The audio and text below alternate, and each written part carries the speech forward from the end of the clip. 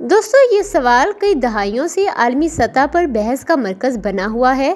کہ آیا کیا روتھسچلڈ خاندان نے صرف اسرائیل کی حمایت کی یا حقیقتاً وہ ریاست اسرائیل کے بانی ہیں۔ دوستو آئیے اس ویڈیو میں ہم اس پہلو پر غور کرتے ہیں۔ دوستو روتھسچلڈ خاندان کا تعلق اسرائیل کی بنیادوں سے اس قدر گہرا ہے کہ اسے محض ایک مالی مددگار کہنا ناکافی ہوگا۔ کہا جاتا ہے کہ 19ویں صدی کے آخر میں جب زائنسٹ موومنٹ زور پکڑنے لگی تو بیرن ایڈمنڈ جیمز ڈی روتھسچلڈ جو اس وقت دنیا کے امیر ترین اور بااثر بینکنگ خاندان کے رکن تھے، اس تحریک کے سب سے بڑے مالی سرپرست بن کر سامنے آئے۔ بعد میں دیکھا گیا کہ 1880 کی دہائی میں انہوں نے عثمانی سلطنت کے زیر انتظام فلسطین میں ہزاروں ایکڑ زمین خریدی اور ان زمینوں پر یہودیوں کے لیے زرعی بستیاں آباد کی، اور دوستو ان بستیوں کو بعد میں موشاف کہا جانے لگا جو مستقبل کے اسرائیلی معاشرے کا ابتدائی خاکہ تھی۔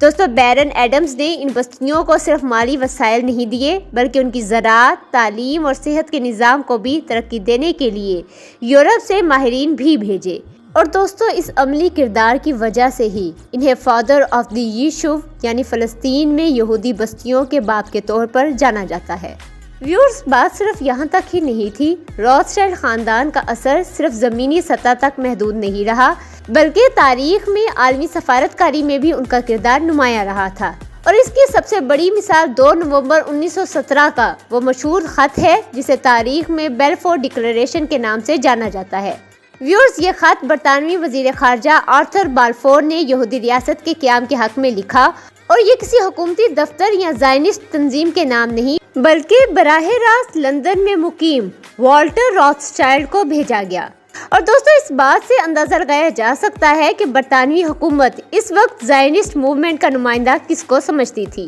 دوستو والٹر روتھسچلڈ کا برطانوی حکومت میں اثر و رسوخ اور خصوصاً جنگ عظیم اول کے دوران مالیاتی معاونت اس فیصلے میں کافی اہم کردار ادا کرتا ہے، اور دوستو یہی وجہ ہے کہ اسرائیل کے قیام کے بعد بھی روتھسچلڈ خاندان کا اثر جاری رہا۔ اسرائیل کی کرنسی پر ان کے آثار دیکھے جا سکتے ہیں، اور تو اور ید ہنادیو جیسی تنظیم جو اسرائیلی پارلیمنٹ اور سپریم کورٹ کی عمارتوں کی تعمیر میں شامل رہی، اسی خاندان کے تعاون سے وجود میں آئی۔ اس کے علاوہ دوستو اسرائیل کی کئی تعلیمی، تحقیقی اور سیاسی اداروں کی مالی بنیادیں روتھسچلڈ خاندان نے رکھی۔ اس سب کے باوجود اگرچہ قانونی طور پر وہ اسرائیل کے بانی نہیں کہلا سکتے، لیکن عملی طور پر وہ اس ریاست کو بنیاد رکھنے والوں میں سب سے اہم اور بااثر کردار ادا کرنے والے افراد میں شامل ہیں۔ لہٰذا دوستو تاریخی شواہد سے یہ بات بالکل واضح ہوتی ہے کہ اسرائیل کے قیام میں روتھسچلڈ خاندان کا کردار نہ صرف نمایاں رہا ہے بلکہ فیصلہ کن بھی رہا ہے۔